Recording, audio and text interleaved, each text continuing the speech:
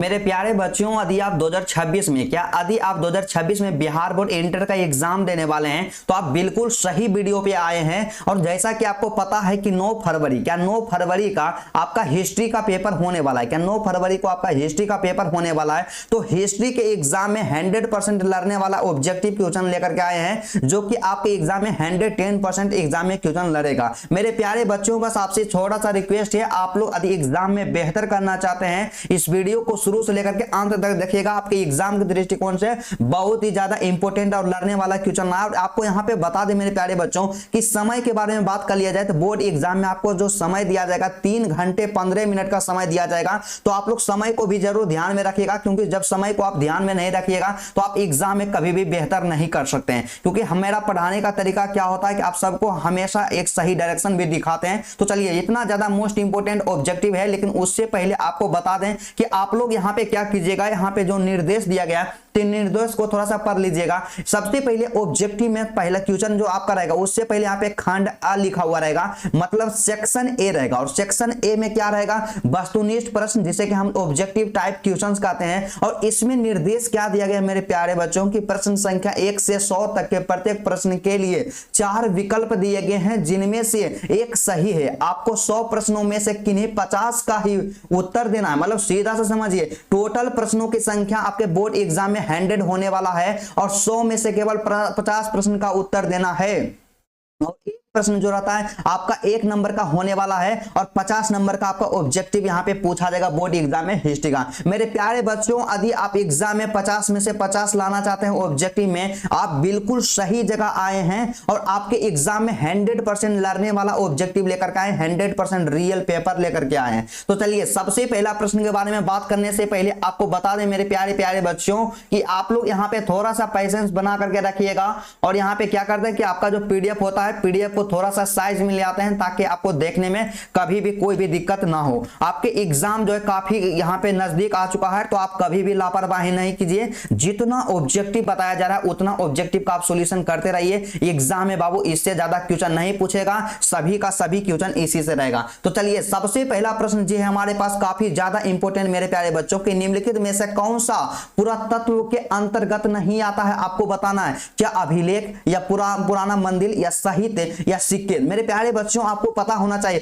कि साहित्य जो है, क्या साहित्य जो है यहाँ पे पुरातत्व के अंतर्गत नहीं आता है। ऑप्शन नंबर जो आपका यहाँ से सी हो जाएगा, बिल्कुल सही आंसर हो जाएगा। और वही बात करते हैं मेरे प्यारे प्यारे स्टूडेंट नेक्स्ट क्वेश्चन के बारे में। तो अगला जो प्रश्न हमारे पास दिया गया जो कि काफी ज्यादा इंपॉर्टेंट है, तो प्रश्न संख्या 2। तो दूसरा नंबर का प्रश्न का क्या कहना है मेरे प्यारे बच्चों, 2 नंबर का प्रश्न यहाँ पे दिया गया है जो कि मोस्ट इंपोर्टेंट है कि जोते हुए खेतों का साक्ष्य जो है कहां से मिला है। क्या जोते हुए खेतों का साक्ष्य कहां से मिला है मेरे प्यारे बच्चों, तो इसका जो सही आंसर होगा कालीबंगन से मिला है। कहां से मिला है, कालीबंगन से मिला है। ऑप्शन नंबर जो आपका बी होगा बिल्कुल सही आंसर हो जाएगा। और एग्जाम में छपने वाला सभी का सभी क्वेश्चन है, तो कभी भी आप इसको मिस नहीं कीजिएगा, एग्जाम के दृष्टिकोण से मोस्ट इंपोर्टेंट है। तो चलिए, उसके बाद अगला जो 3 नंबर का प्रश्न हमारे पास दिया गया कि सिंधु निवासी किस धातु का उपयोग नहीं करते थे। मतलब सिंधु घाटी के जो भी लोग थे उस समय किस धातु का उपयोग नहीं करते थे। तो आपको हमेशा याद रखना है कि लोहा का उपयोग नहीं करते थे। Option number D is the correct answer.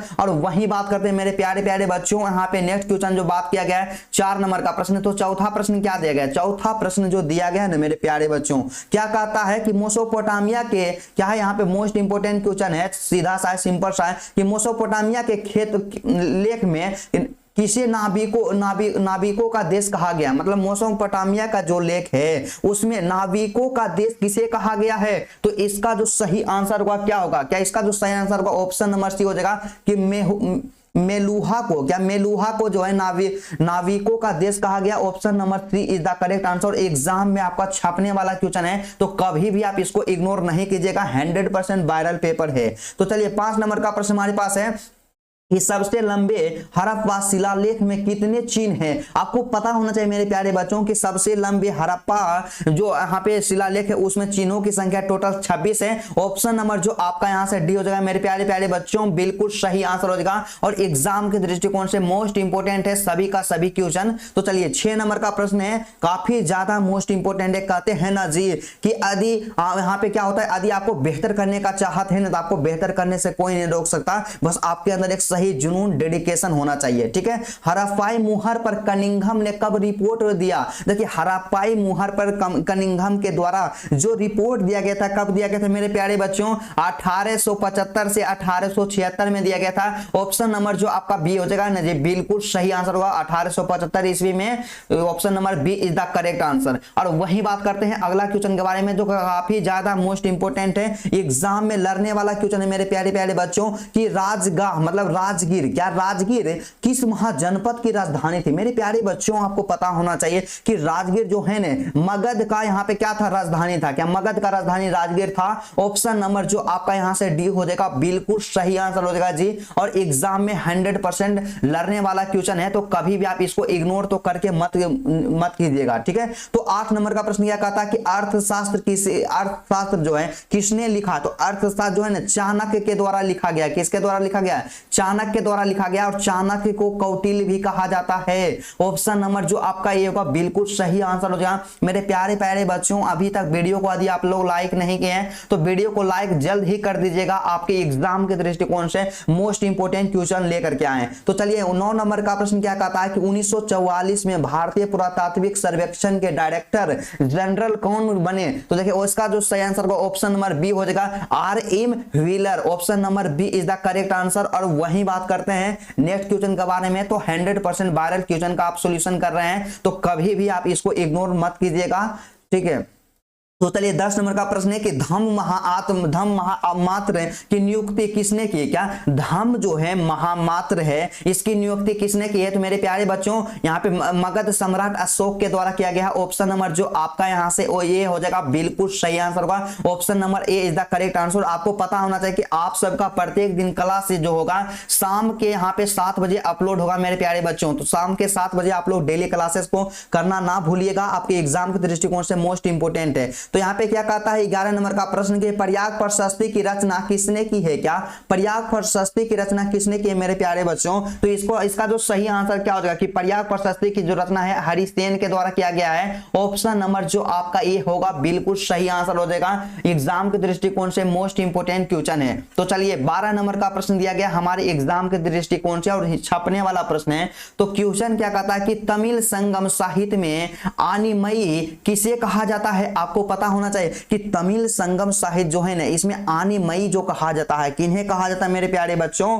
काफी ज्यादा मोस्ट इंपोर्टेंट क्वेश्चन है। तो इसका जो सही आंसर होगा हलवाहा को, क्या हलवाहा को आनिमयी कहा जाता है? ऑप्शन नंबर ए जो होगा आपका बिल्कुल सही आंसर होगा। और 12th ज्ञान चैनल को इतना ज्यादा सपोर्ट कीजिए ना कि बिहार का नंबर 1 चैनल बन जाए और आप सबके लिए हमेशा मोस्ट इंपोर्टेंट क्वेश्चन लेकर के आते हैं। तो चलिए 13 नंबर का प्रश्न है कि पाली भाषा में गणपति किसे कहा जाता है? मतलब पाली भाषा में गहपति, क्या गहपति किसे कहा जाता है? देखिए मेरे प्यारे बच्चों आपको पता होना चाहिए कि पाली भाषा में जो है ना गहपति किसान को कहा जाता है। छोटे छोटे जो भी किसान होते हैं उसे गहपति कहा जाता है। ऑप्शन नंबर जो आपका सी होगा यहाँ से बिल्कुल करेक्ट आंसर हो जाएगा। ऑप्शन नंबर जो आपका सी होगा बिल्कुल करेक्ट आंसर है। ठीक है, तो चलिए अगला क्वेश्चन की ओर बढ़ते हैं। तो नेक्स्ट प्रश्न जो हमारे पास दिया गया है एग्जाम में डायरेक्ट छपने वाला है। तो चलिए यहाँ पे क्वेश्चन क्या कहता है मेरे प्यारे बच्चों की चंद्रगुप्त द्वितीय का शासन काल क्या था?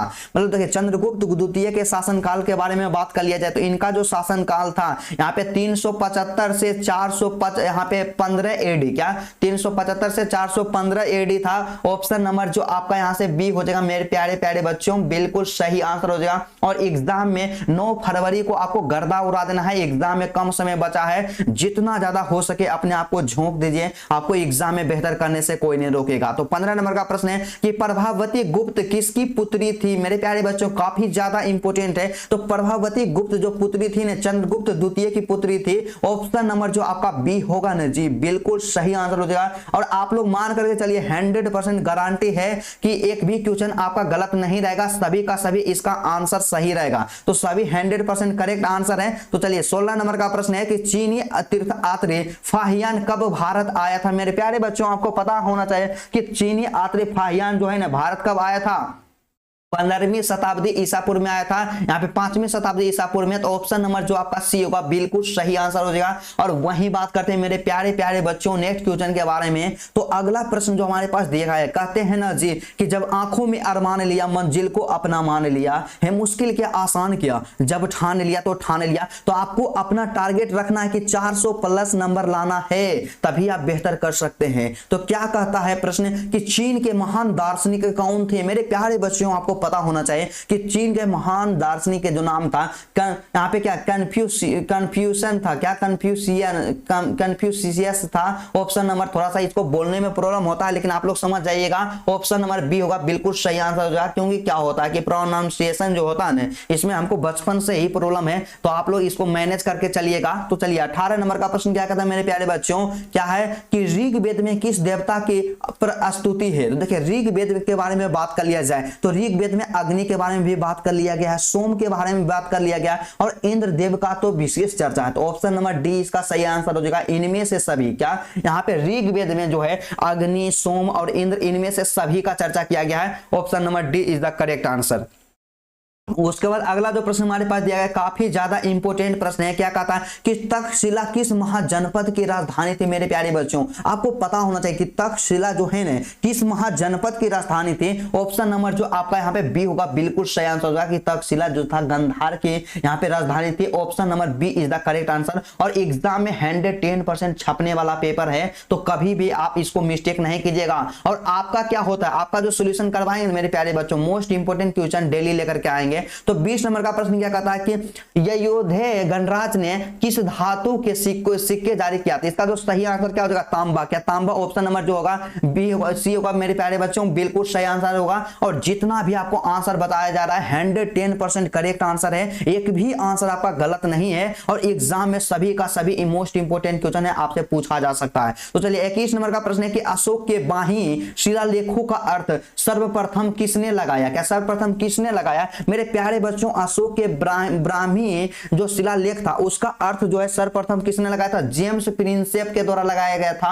ऑप्शन नंबर जो आपका यहां से बी हो जाएगा, बिल्कुल सही आंसर हो जाएगा। और जितने भी मेरे प्यारे प्यारे बच्चों वीडियो को लाइक नहीं किए तो वीडियो को लाइक कर दीजिएगा। और जिस भी स्टूडेंट का किसी भी सब्जेक्ट में कोई भी प्रॉब्लम हो आप यहाँ पे कॉमेंट कीजिएगा, उसका हम जल्द से जल्द सोल्यूशन करवा देंगे। तो क्या कहता है कि सुदर्शन झील का पुनर्निर्माण करवाने वाले शासक रुद्रदामन था? बिल्कुल सही है जी कि सुदर्शन झील का पुनर्निर्माण करने वाला जो शासक था रुद्रदामन था। का शिलालेख किस भाषा में लिखा गया था? तो देखिए रुद्रदामन का शिलालेख जो है ना मेरे प्यारे बच्चों संस्कृत में लिखा गया था। किस भाषा में? संस्कृत भाषा में। ऑप्शन नंबर जो आपका यहां से सी हो जाएगा, बिल्कुल सही आंसर हो जाएगा। Option number C is the correct answer. और कहते हैं ना जी कि आदि आप किसी शिद्दत को किसी चीज को पूरी शिद्दत के साथ चाहते हैं तो पूरी कायनात आपको उसे मिलाने में लग जाती है। तो लगातार आप मेहनत कीजिए, एग्जाम में बिल्कुल कम समय बचा हुआ है, अपने आप को झोंक दीजिए। तो 23 नंबर का प्रश्न है कि बुद्ध के बचपन का नाम क्या था? क्या बुद्ध के बचपन का नाम क्या था? बुद्ध के बचपन का नाम आप नहीं जानते हैं कि सिद्धार्थ था। क्या था? सिद्धार्थ था। ऑप्शन नंबर डी इसका सही आंसर हो जाएगा। आप लोग इस ऑप्शन नंबर डी को सही कर लीजिएगा। उसके बाद अगला जो प्रश्न हमारे पास दिया गया काफी ज्यादा मोस्ट इंपोर्टेंट है, 24 नंबर का प्रश्न। तो 24 नंबर का क्वेश्चन क्या कहता है मेरे प्यारे प्यारे बच्चों कि बुद्ध को ज्ञान कहां प्राप्त हुआ? मेरे प्यारे बच्चों आपको पता नहीं है कि बुद्ध को जो ज्ञान प्राप्त हुआ था मेरे प्यारे बच्चों, बोध गया में प्राप्त हुआ था। क्या बोध गया में प्राप्त हुआ है? और अभी गया का जो नाम बदल करके ने गया जी कर दिया गया है। क्या कर दिया गया? गया जी कर दिया गया है। ऑप्शन नंबर जो आपका बी हो जाएगा, बिल्कुल सही आंसर होगा। और हिस्ट्री में आपको 50 में से 50 लाने से कोई नहीं रोकेगा मेरे प्यारे बच्चों, क्योंकि आपका 12th ज्ञान जो होता है बहुत यहाँ पे मोस्ट इंपोर्टेंट है और यहाँ पे ट्रस्टेड एजुकेशन प्लेटफॉर्म है। तो चलिए 25 नंबर का प्रश्न क्या कहता है कि सांची स्तूप की खोज कब हुई? देखिए सांची स्तूप के बारे में जब भी आपसे पूछ लिया जाए तो इसकी खोज कब हुई थी मेरे प्यारे बच्चों? काफी ज्यादा मोस्ट इंपोर्टेंट है। इसकी जो खोज हुई थी 1818 ईस्वी में हुई थे। मेरे प्यारे बच्चों जितने भी क्वेश्चन बताए सभी का सभी इंपोर्टेंट है। और आज का क्लास को यहीं पे हम लोग द एंड करते हैं। और नेक्स्ट पार्ट में क्या आप लोग इसका नेक्स्ट पार्ट जरूर देख लीजिएगा। और इसमें क्या करेंगे 25 से लेकर के 50 तक ऑब्जेक्टिव का सॉल्यूशन करवा देंगे। तो आप लोग यदि चैनल पे नए हैं तो चैनल को सब्सक्राइब कर लीजिएगा। टारगेट है कि हिस्ट्री में आपको 50 में से 50 ऑब्जेक्टिव में लाने से कोई नहीं रोकेगा। तो चलिए आज का क्लास यहीं तक रहता है, फिर आपसे मिलते हैं नेक्स्ट वीडियो में और नेक्स्ट टॉपिक के साथ। तब तक के लिए जय हिंद।